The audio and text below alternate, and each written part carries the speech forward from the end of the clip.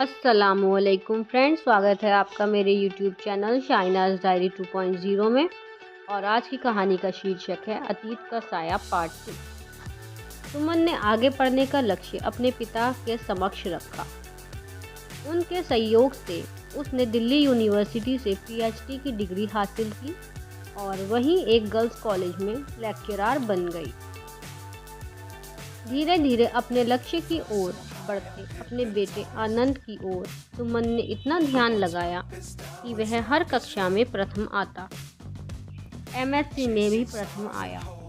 वह चाहती थी कि आनंद आईएएस अफसर बने, पर वह यह भूल गई थी कि उसमें तो उसके पिता के संस्कार विद्यमान होंगे। आनंद ने तो एमएससी करते ही कहा कि पीएचडी करने अमेरिका जाना चाहता है। अब सुमन एक बार फिर उसी चौराहे पर खड़ी थी, पर अब निर्णय स्वयं को ही लेना था। किसी को दोष दिए बिना काफ़ी सोचने के बाद देश के हालात नज़र में रख उसने निश्चय कर लिया कि वह आनंद को अमेरिका भेजेगी, पर वह उस गलती को नहीं दोहराएगी जो अविरल के माता पिता ने की थी।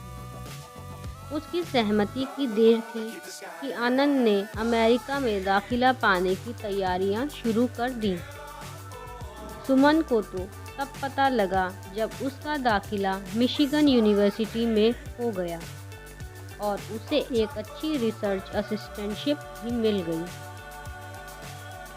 देखते देखते उसके जाने का समय आ गया। सुमन कॉलेज के दाखिलों में इतनी व्यस्त थी कि वह आनंद की विदेश जाने की तैयारी में भी मदद न कर सकी। वह क्या ले जा रहा था क्या नहीं, यह भी उसे पता नहीं था।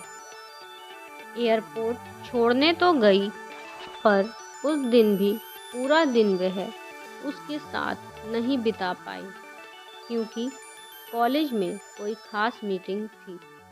अपने जाने की खुशी और यार दोस्तों की मुलाकातों में आनंद को भी उसका अभाव नहीं खटका और ना ही आनंद के जाने की चिंता और खुद के अकेले रह जाने के एहसास ने सुमन को ही सताया। आनंद अमेरिका चला गया। टेलीफोन आते रहते थे। समय मिलता तो कभी कभार पत्र भी लिख देता था।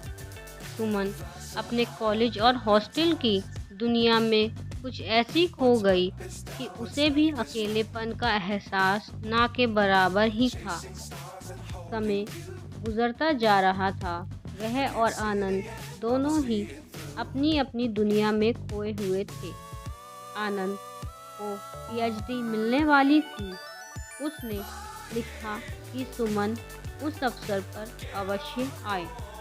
यहाँ सबके माता पिता इस अवसर पर अवश्य आते हैं, ऐसा यहाँ का चलन है। साथ ही उसे यह भी लिख भेजा था, मैंने आपकी बहू बनाने के लिए एक भारतीय मूल की लड़की पसंद कर ली है, जो आपको भी अच्छी लगेगी।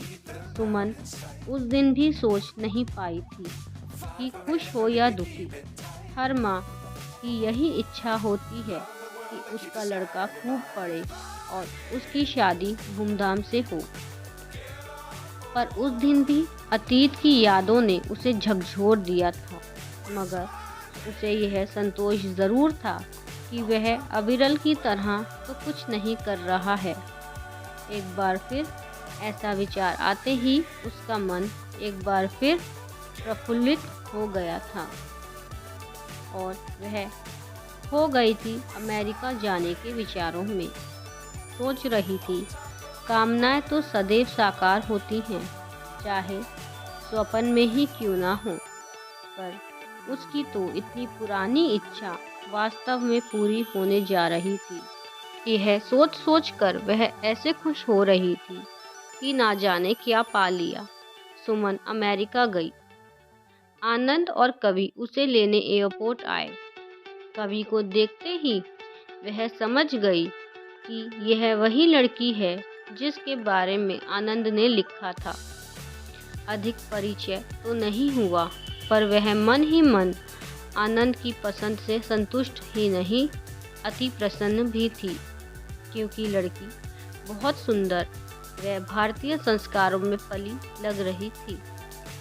डिग्री मिलने के बाद आनंद के पास समय ही समय था और सेमेस्टर खत्म होने की वजह से कवि के पास छुट्टियां थी, तो दोनों ही सुमन को घुमाने में लग गए थे। समय तेजी से बीत रहा था। 15 दिन कैसे बीत गए पता ही नहीं लगा।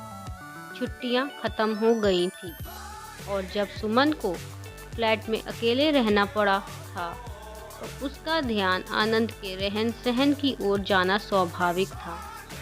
आनंद के एक ग्रुप फोटोग्राफ में एक अधेड़ व्यक्ति को देखकर सुमन को उसका चेहरा कुछ परिचित सा लगा था, परंतु उसने यह सोचकर उस विचार को वहीं रफा दफा कर दिया कि इस मानस पटल पर ऐसे ना जाने कितने लोगों की छवि विद्यमान होगी।